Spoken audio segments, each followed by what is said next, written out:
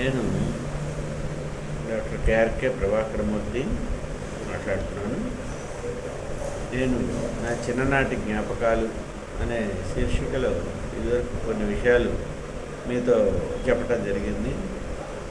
ఇప్పుడు దాన్ని కంటిన్యూస్ ఎపిసోడ్స్గా కొన్ని తయారు చేసి చిన్ననాటి నుంచి పెద్ద అయ్యేంత మటుకు కూడా ఏమేమి అనుభవాలు ఉన్నాయి ఏమిటి అనేది విశదంగా మీకు చెబుదామని చెప్పి అనుకుంటున్నాను.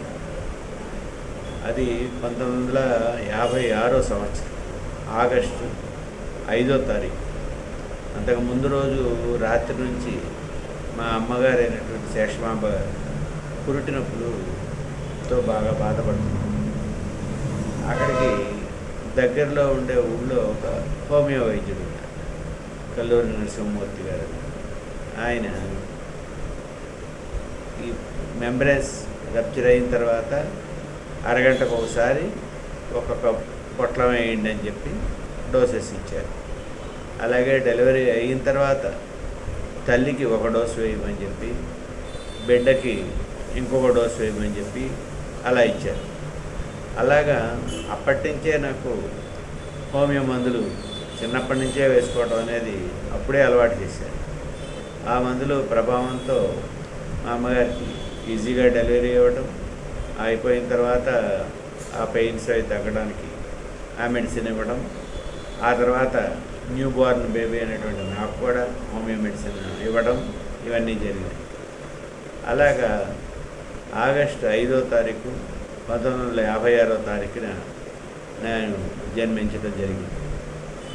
ఆ తర్వాత బారసాల కార్యక్రమం వచ్చేటప్పటికి మా నాన్నగారు కస్తూరి ఆనందరావు గారు, ఆయన రామభక్తుడు అవటం మూలంగా రాముడు అనే శబ్దం వచ్చేట్టుగా తయారు చేయాలని, అలాగే కృష్ణుడు అంటే ఆయనకి ఇష్టం, అంచేత రామకృష్ణ అని ఉండాలని, ఆ రోజు నేను పుట్టినరోజు ఆదివారం కావటం మూలంగా సూర్యుడిని పేరు కూడా కలుపుదామని ప్రభాకర అని, రామకృష్ణ ప్రభాకర, అండ్ కొసలో ఒక మంచి ముగింపు ఉండాలని మూర్తి అని, రామకృష్ణ ప్రభాకర మూర్తి అని నామకరణం చేశారు.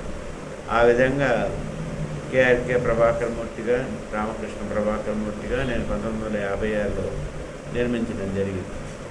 ఆ తర్వాత నా జ్ఞాపకాలు వచ్చేటప్పటికి చిన్నప్పటి నుంచి కూడా నాకు అనేక జ్ఞాపకాలు ఉండేవి. ఫస్ట్ 2 ఏళ్ల దాకా బహుశా తెలిసి ఉండకపోవచ్చు. 3వ ఏట నుంచి కూడా నాకు తెలుస్తూ ఉండేది. 3 ఏళ్ళు కంప్లీట్ అయ్యే లోపుగానే రాజోల దగ్గర మొండిపులంక అని ఒక ఊరు, ఆ ఊరి దగ్గర మా అమ్మగారి మేనమామ ఒక ఆయన ఉన్నారు, వాళ్ళ అమ్మాయి మ్యారేజ్కి అని చెప్పి తీసుకెళ్ళాం. అలా వెళ్ళేటప్పుడు సందర్భంలో మేము ఏలూరులో రిక్షా ఎక్కి ఏలూరు నుంచి తాడేపల్లిగూడెం దాకా రైల్లో వెళ్ళి, తాడేపల్లిగూడెం నుంచి కోడేలు అనే ఒక ఊరి దగ్గరికి బస్సులో వెళ్ళి, అక్కడి నుంచి పడవ ప్రయాణం చేసి అవతల గట్టుకి దాటి గన్నవరం అనే ప్లేస్కి చేరుకున్నాం. అక్కడి నుంచి ఓ గుర్రబండి మీద మొండిపులంక అనే ఊరికి చేరాం. ఇలాగా అనేక ప్రయాణ సాధనాల వలన ఒకే రోజు ప్రయాణం చేయడం మాకు చాలా వింతగా అనిపించింది. అక్కడ ఒక ఇల్లు ఉంది, దాని ఇంటి ఎదురుకుండానే ఆ కాలువ గట్టున ఒక పనస చెట్టు, పనసకాయల చెట్టుకి ఇలా కాస్తాయని అవి మాకు తెలియదు. ఆ పనస చెట్టుని ఎక్కడానికని ప్రయత్నించాం, కానీ మనకి వల్ల కాలేదు. అదంతా ముళ్ళుగా ఉంటాయి కదా అని చాలా పనసకాయలు ఉన్నాయి.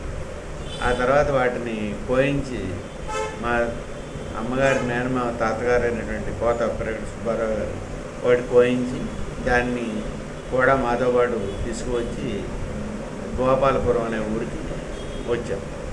అక్కడ పెళ్లి సందర్భంలో మా రామమామయ్య అంటాం, ఆయన బ్యాంక్లో చాలా స్టేట్ బ్యాంక్ ఆఫ్ హైదరాబాద్లో మంచి ఉద్యోగం చేసేవారు.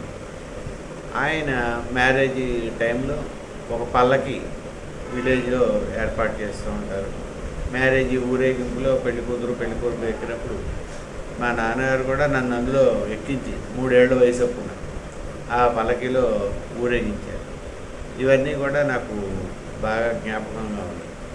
ఆ తర్వాత గోపాలపురం వచ్చాక అక్కడ 2 రోజులు ఉన్నాక మళ్ళీ మా తాతగారి హిందుస్థాన్ కారు ఉండేది. ఆ కారులో బయలుదేరి ఓబలంక అనే ఊరు వచ్చి అక్కడి నుంచి విద్యేశ్వరం లాకుల మీదుగా పశ్చిమ గోదావరి జిల్లాలోకి వచ్చి అత్తిలిలో కాసేపు ఆగి అక్కడి నుంచి ఏలూరుకి చేరుకో. ఏలూరులో మమ్మల్ని మా ఇంటి దగ్గర దిగబెట్టేసేసి మా తాతగారు హైదరాబాద్కి వెళ్ళిపోయారు. ఇలాగా కొన్ని జ్ఞాపకాలు గుర్తొస్తూ ఉంటాయి. ఇట్లాంటివి పంచుకోవటానికి మీతో ముచ్చటిద్దామని అనుకుంటున్నాను. ప్రస్తుతానికి సెలవు తీసుకుంటాను. మరొక ఎపిసోడ్లో మిమ్మల్ని కలుస్తాను. Thank you.